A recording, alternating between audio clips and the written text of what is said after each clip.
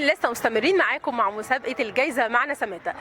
واحنا ماشيين كده بالصدفه لقينا مجموعه من البنات قاعدين وبيلعبوا وعجبني شكلهم جدا جدا، وقلت لازم يدخلوا معانا المسابقه ونشوف معلوماتهم الثقافيه في الفوازير عامله ازاي. يلا بينا نشوف البنات الامامير معانا.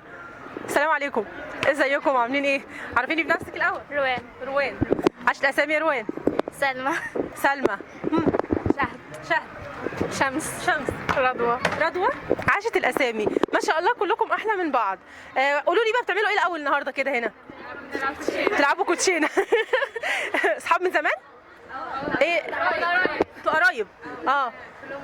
كلهم ولاد عمتك، ولاد خال وولاد خاله طيب تمام. احنا في مسابقه كده صغيره عاملاها مجله نسمات، وعايزين كده نسالكم سؤال صغير ونشوف معلوماتكم عامله ازاي. ايه رايكم معانا؟ تمام. مين اشطر واحده فيكم؟ مين العبقريه كده النبغه بتاعت الموضوع؟ انتي؟ طب قولي لنا الاول معلوماتك ايه؟ معلوماتي عن ايه بالظبط؟ الثقافيه الفزوريه يعني. طب مين لما بيبقى عنده فزوره مثلا بيقول للتاني انا اعرف اجاوبها على طول؟ يعني لو حد مثلا سالته بعض كده فوازير، مين فيكم الشاطر واللي بيجاوب؟ انا. ده اجماع. قلتي لي اسمك ايه؟ شهد. بصي يا شهد، ايه في حاجه في جزء عضو في جسم الانسان، العضو ده من حرفين عشان اسهلها لك يعني. لو ضفنا عليه حرف بيبقى حاجه بنلبسها مره واحده في العمر، ايه هي؟ كف وبيبقى كفن.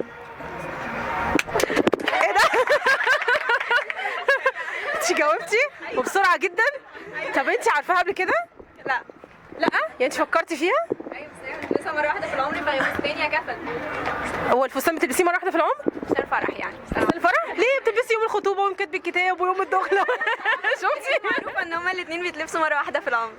صح، ليله العمر، صح كده. لا طلعت ذكيه وتستاهل المكسب، صح؟ تستاهل الجايزه؟ تستاهل، صح؟ انت في سنه كام الاول يا شهد؟ ثالثه جامعه. جامعه ايه؟ جامعه السويس، كليه تجاره. كليه تجاره جامعه السويس. اهلا بيكي حبيبه قلبي، والمستقبل الطويل ليكي ان شاء الله، نشوفك كده محاسبه كبيره قوي قد الدنيا. شكرا يا بنات. والجايزه بقى طبعا مقدمه من نسمات. كتابنا النهارده اسمه الرقصه الاخيره. حلو الكتاب؟ تمام؟ طيب. بتقول لايق مع الكفن. الرقصه الاخيره يعني جابتها مع الكفن. طب ليه الكفن مرتبط بالكف يعني ممكن يعني نستشف حاجه كده من الموضوع؟ هي مرتبطه بيه فعلا؟ لا بصي، هي مش مرتبطه بيه، لكن احنا لو فلسفنا الموضوع شويه كده ممكن نطلع منه بحكمه، نطلع منه بحاجه. ايه علاقه الكف بالكفن؟ لا مش عارفه.